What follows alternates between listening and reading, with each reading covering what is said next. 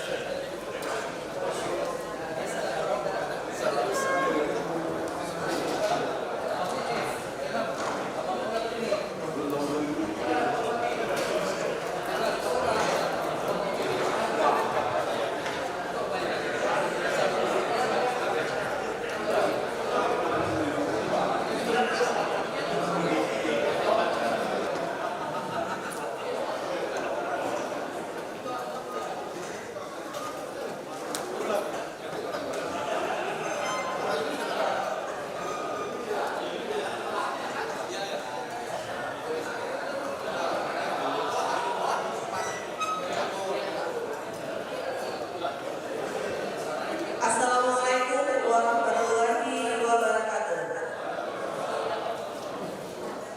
Selamat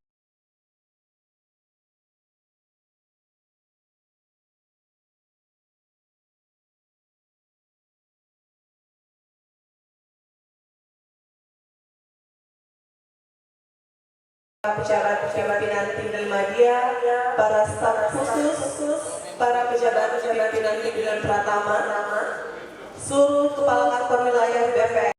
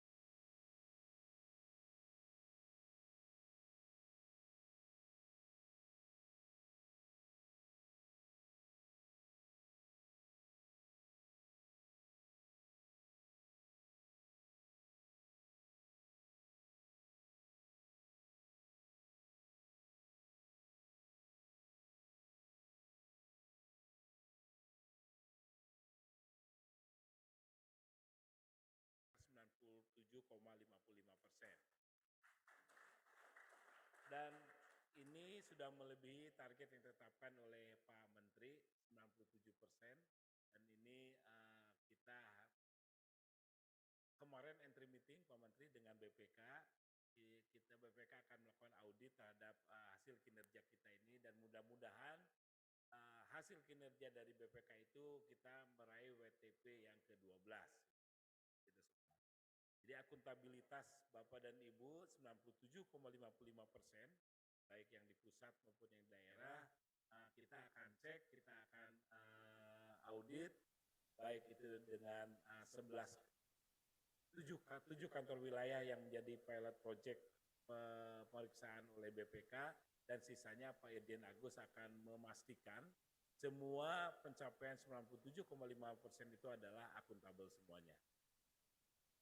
Bapak dan Ibu, kemudian ATR BPN juga setelah merealisasikan program strategis, baik di bidang pertanahan, baik itu yang kaitannya dengan transmigrasi, PTSC, redistribusi, kemudian pencapaian tata ruang, juga pengadaan tanah. Yang terpenting tahun ini di capaian yang diraih oleh Pak Tejo dengan mafia tanah itu kita menyelamatkan sekitar berapa triliun?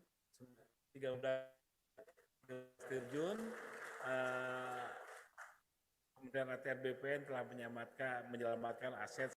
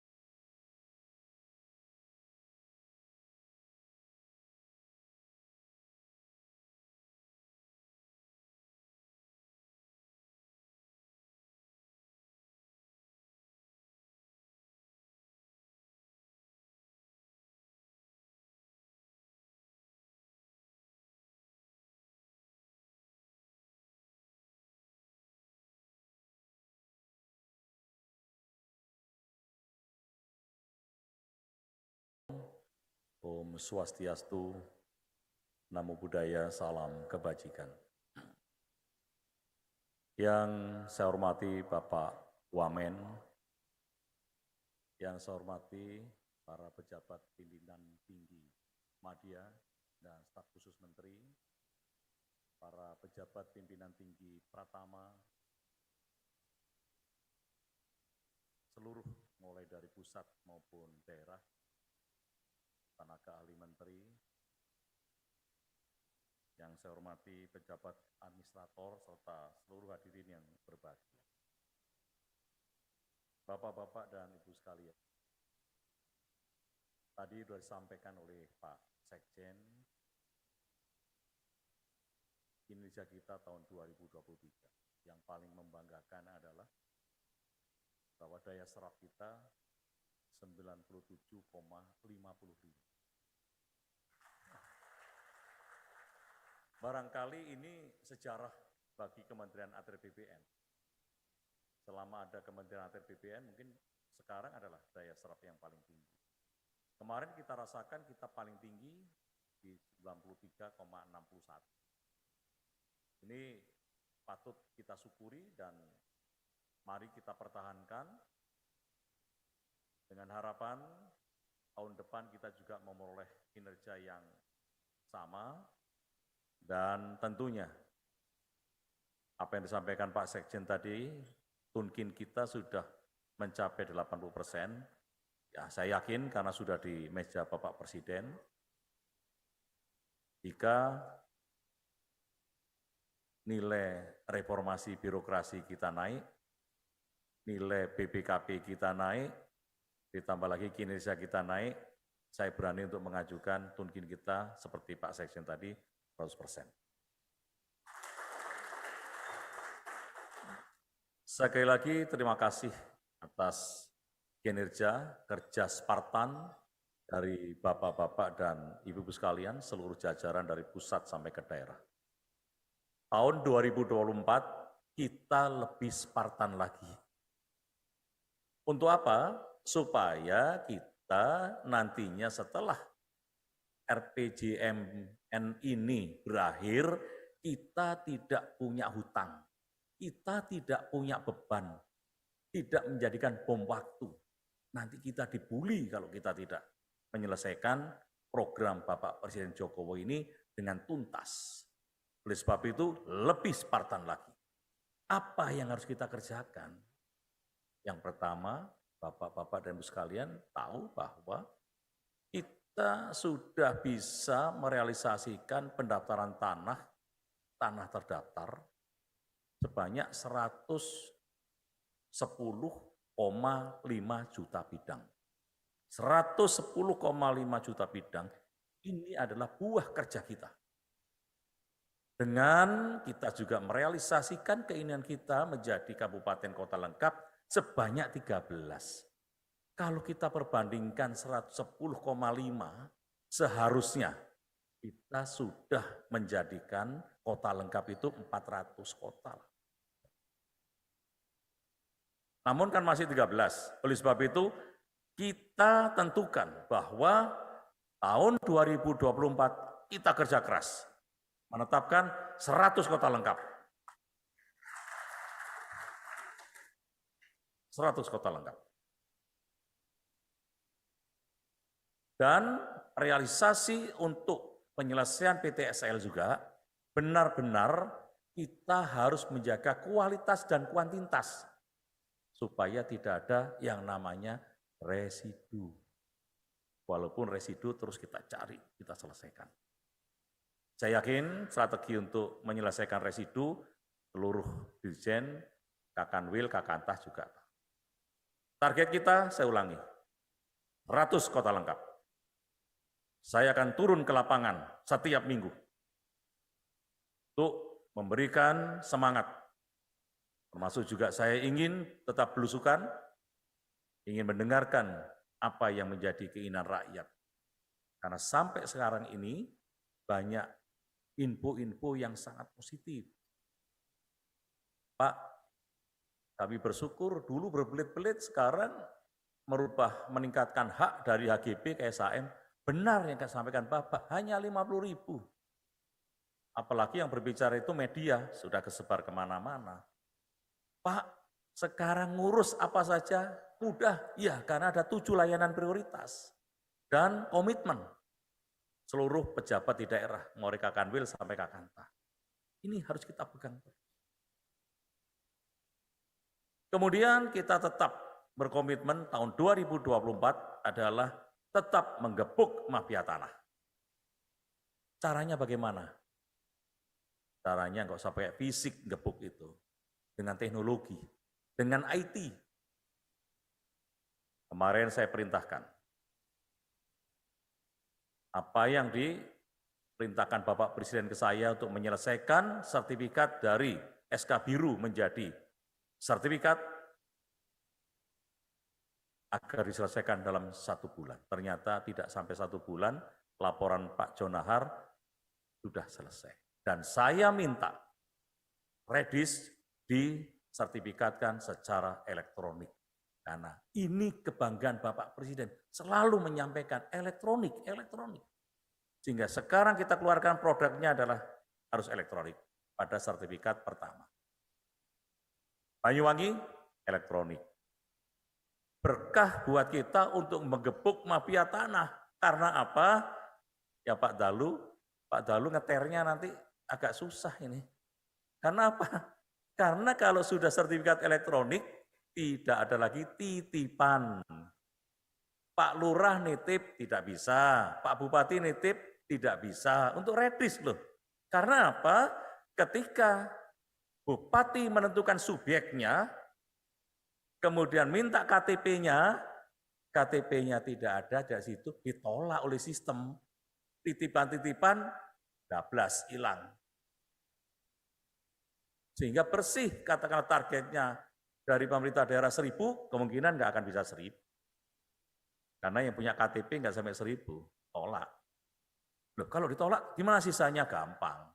Sisanya titipkan ke bank tanah. Sehingga aturan bank tanah masukkan sebagai subjek. Subjek, tapi tercatat. Nantinya karena bank tanah itu pro rakyat. Ketika rakyat membutuhkan, kita segera lepas lagi, serahkan. Ini cara kita menggebuk mafia tanah. Sudah tidak ada yang main-main. Ya mungkin nanti banyak yang protes, nggak apa-apa. Justru kita membersihkan sistem dengan cara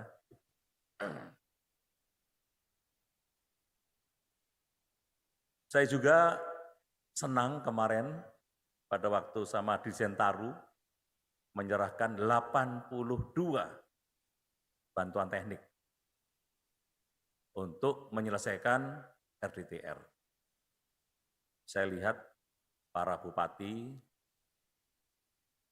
wali kota benar-benar antusias untuk menyelesaikan. Karena apa? Karena perintah Bapak Presiden juga harus meningkatkan perekonomian wilayah dengan juga banyak mengundang investasi. Pemerintah daerah senang karena apa? Daerahnya ini akan saya bangun tidak mengandalkan APBD atau APBN, tapi mengandalkan dana investasi. Nah, saya lihat malah kepingin segera RDTR-nya selesai. Mudah-mudahan 82 RDTR kemarin yang kita serahkan, walaupun dari anggaran APT BUN, ya itu bisa segera direalisasi menjadi perda atau perkada. Dan sistem yang akan kita bangun juga nanti menggunakan sistem yang ada. Jadi kita langsung sampaikan.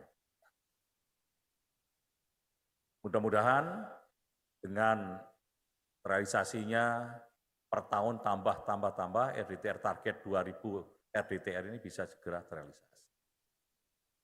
Berikutnya, Spartan kita, Bapak-Bapak dan Ibu sekalian adalah 2 kali Bapak Presiden bertanya kepada saya.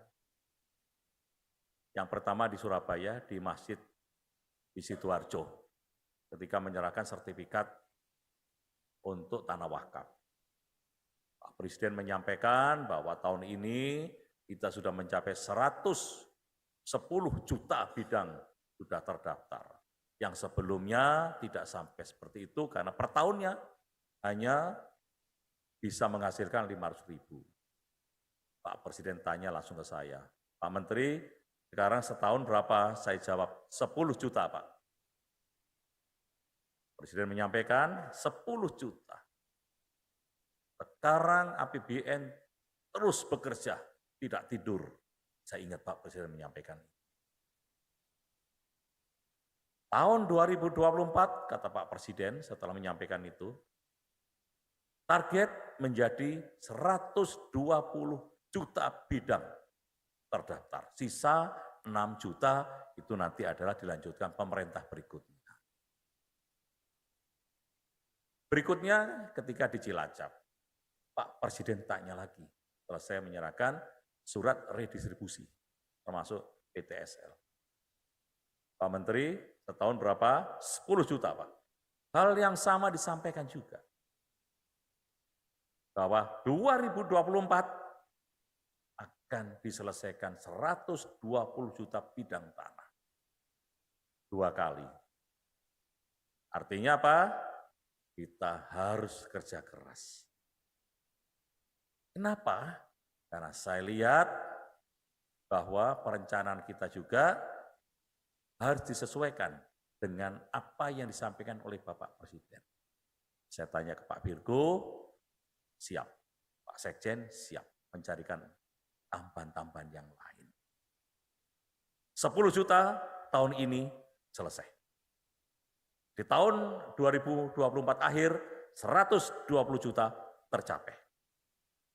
RPJMN, apa yang disampaikan oleh Pak Jokowi, semuanya bisa terrealisasi. Kita harus kerja Spartan. 120 juta, kurang 10 juta lagi. Dan bisa. Itulah Bapak-Bapak dan Ibu sekalian, dan saya juga menginginkan bahwa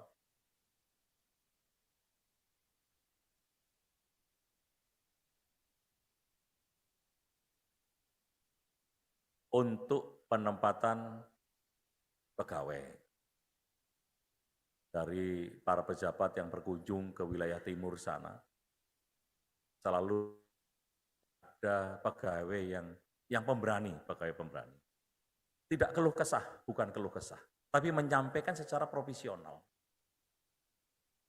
Mengharapkan bisa terjadi perputaran. Jadi tidak lama di Papua. Walaupun saya sering mendengarkan cerita dari para pejabat sekarang, juga mendapatkan penugasan yang lama. Seperti Pak Wito, Kak Kanwil itu di Papua juga lama ternyata. Akhirnya berpengaruh dengan kulit. Karena terlalu lama di sana. Nah, ini yang lain nanti supaya, walaupun Pak Virgo juga nggak pernah di Papua. Nah, itulah sebabnya mari, Pak Roy ya, ada Pak Roy ternyata di sini. Oleh sebab itu, mari kita pikirkan. Kita rotasi, namun tetap memperhatikan keinginan dari Kak Kanwil. Jangan sampai 7 tahun, 8 tahun. Pak Roy pun pusing itu. Dikelui oleh anak buahnya, tapi bisa berbuat apa? Nah, saya minta dibuatkan juknis.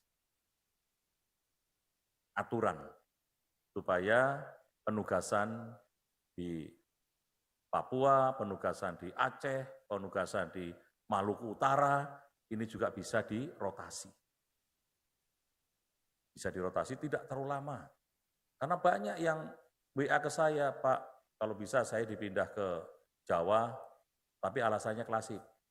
Orang tuanya sudah tua. Ya mana mungkin orang tuanya masih muda. Orang tuanya sudah tua, sakit-sakitan, ya kita perhatikan. Nah ini menjadi perhatian kita, Bapak-Bapak dan Ibu sekalian, karena bagian dari kesejahteraan anggota itu diantaranya kita memperhatikan hal-hal seperti itu. Kalau seandainya bisa cepat, bagus ya Pak Sekjen ya. Biar ini kan kita online ya. Nah, biar harapan yang ada di Kakantah yang ada di wilayah-wilayah timur, ya, di Maluku Utara kemarin yang didatangin Bu Yuli itu punya harapan dan jangan terlalu lama. Syukur-syukur bisa terrealisasi Pak Menterinya yang sekarang ini ada. Jadi saya juga bisa melihat, oh ternyata apa yang diinginkan bisa saya bantu untuk kita realisasikan. Bapak-bapak dan Ibu sekalian, permasalahan redistribusi tanah, land reform, ini adalah permasalahan yang harus kita perhatikan dan kita koordinasikan, kita kerjasamakan.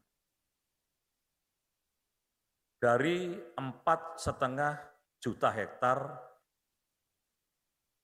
redistribusi tanah, 400.000 hektar adalah tanah ex-HGU. Yang 4,1 juta hektar menurut KLHK sudah dilepas 1,7 juta hektar. Namun yang baru terrealisasi menjadi sertifikat baru 9,2%. Memang ini perlu kehati-hatian kita, perlu koordinasi yang ketat. Namun terima kasih kepada Pak Dalu sudah mengidentifikasi dengan baik sehingga ada kurang lebih 1 juta hektar. Itu yang 1,2 ya, yang sudah bisa kita ambil. Nah, teknisnya adalah jika tanah-tanah itu juga subyeknya tidak begitu banyak, tanah itu bisa kita serahkan kepada subyek sesuai dengan aturan dari pemerintah daerah, sisanya kita ambil, kita masukkan ke bank tanah. Amankan di bank tanah, rakyat membutuhkan, kita keluarkan. Inilah tujuan kita, sesuai yang disampaikan Pak Wamen juga, bandulnya itu ada di rakyat. Pak Virgo bandul ya, di rakyat. Pak Agus agak senyum sedikit kalau dengar bandul, kita selalu ingat kuntul bio. Kita serahkan ke bank tanah. Dan tetap koordinasi lalu karena apa? 21.283 desa itu ada di kawasan hutan. Dan bentuknya juga sudah desa, bukan pohon. Termasuk sawah-sawah, ini diupayakan segera bisa direalisasi. Salah satu contoh adalah yang menjadi perhatian kita semua, namun hak atas tanah lahan itu belum. Ini juga bagian dari PR kita yang harus kita selesaikan. Yakinlah Bapak-Bapak dan Ibu sekalian kalau kita bisa menyelesaikan masalah-masalah kecil ini untuk rakyat yang dianggap mungkin pada waktu itu tidak begitu diperhatikan, kalau berhasil, insya Allah kita masuk surga semua. Tapi jangan sekarang masuk surganya, nanti aja. Pak Tejo ya, jangan sekarang Pak, nanti aja.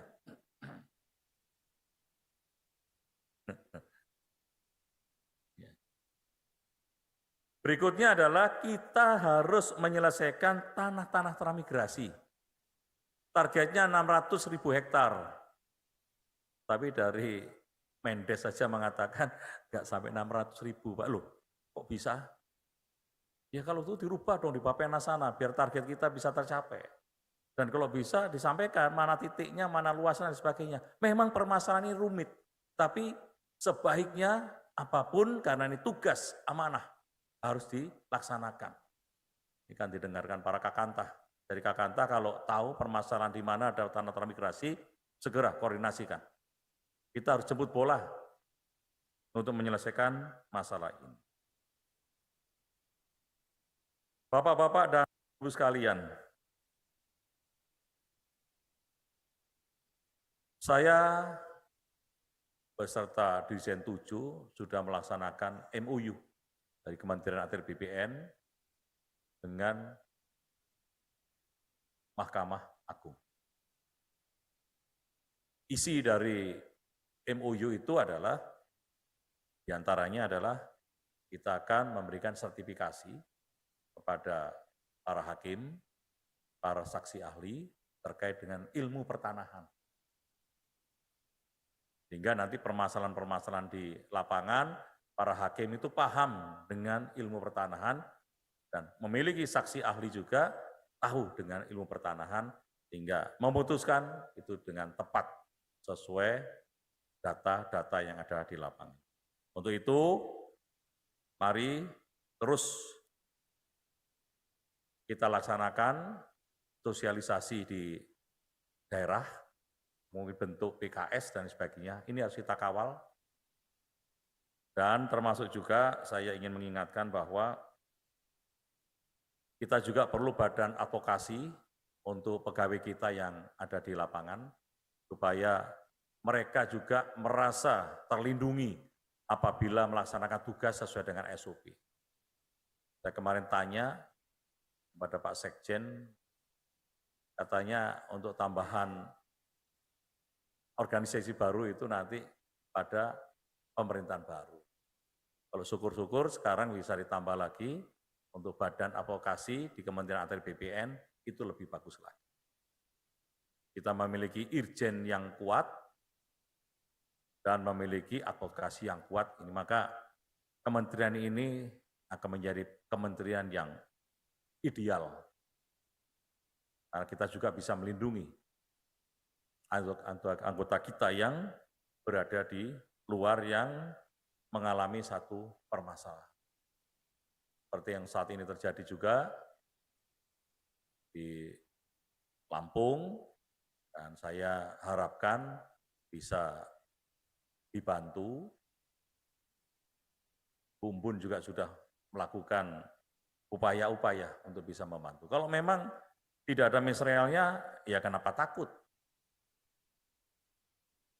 Sampaikan apa saja apa adanya nanti. Dan aparat penegak hukum pasti akan membantu kita untuk bisa meringankan sesuai dengan fakta hukum di lapangan.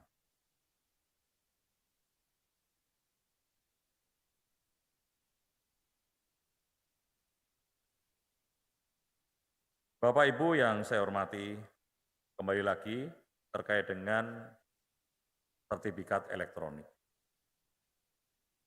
Kami harapkan sertifikat elektronik ini juga bisa segera diimplementasikan di seluruh kanta. Walaupun di sini ada kanta yang sudah ditunjuk, ada berapa 20 kanta, namun kalau bisa hampir seluruhnya sudah bisa mengeluarkan sertifikat elektronik.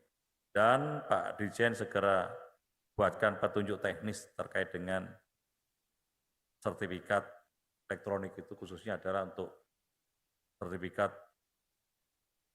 redistribusi elektronik yang akan kita coba serahkan di Banyuwangi. Besok tanggal 17, saya akan rencananya akan diundang untuk mendampingi Bapak Presiden. Saya akan sampaikan kepada Bapak Presiden terkait dengan sertifikat redis yang sudah secara elektronik. Ini bagus sekali, Pak.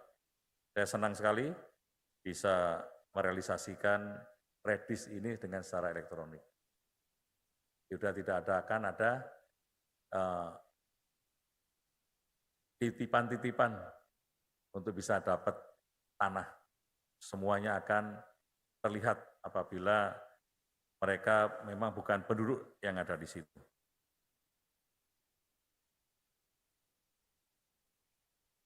Saya kira sudah kita sampaikan semuanya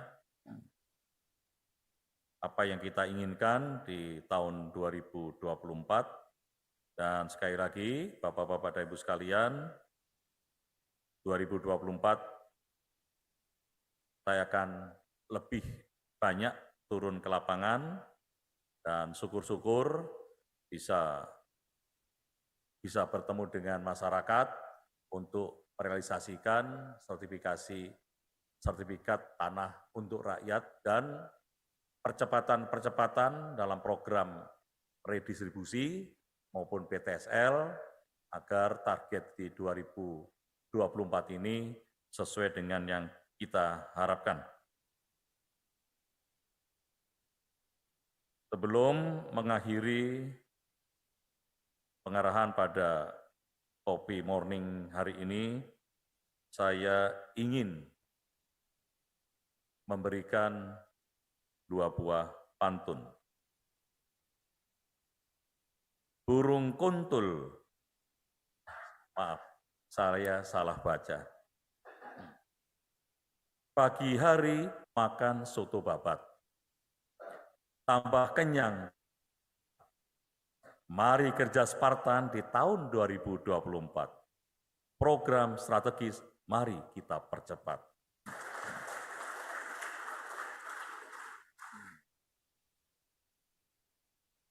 Pak Tejo di pelupuk mata tidaklah tampak. Kuman di seberang laut tampaklah jelas. Mari kita bekerja secara kompak, selesaikan pekerjaan hingga tuntas.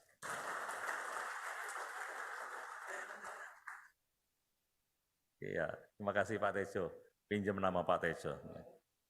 Bapak-bapak dan Ibu sekalian, mari kita kerja lebih Spartan lagi. Terima kasih atas kinerja tahun 2023, target-target yang saya sampaikan tadi, supaya segera direncanakan dan insya Allah dengan kerja bersama, apa yang kita targetkan bisa terrealisasi dengan baik. Demikian, terima kasih. Wabillahi taufiq wal hidayah. Wassalamualaikum warahmatullahi wabarakatuh.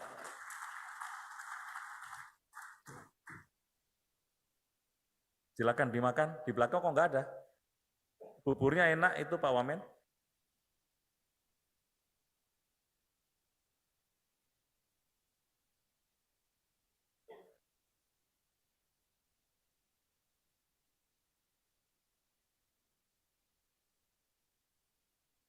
Yang berbahagia, dengan demikian selesai sudah seluruh rangkaian acara Coffee Morning bersama Menteri Agraria dan Tata Ruang Kepala Badan Pertanahan Nasional. Kami ucapkan terima kasih kepada Bapak Ibu sekalian yang telah hadir secara luring maupun daring. Wassalamualaikum warahmatullahi wabarakatuh dan selamat pagi.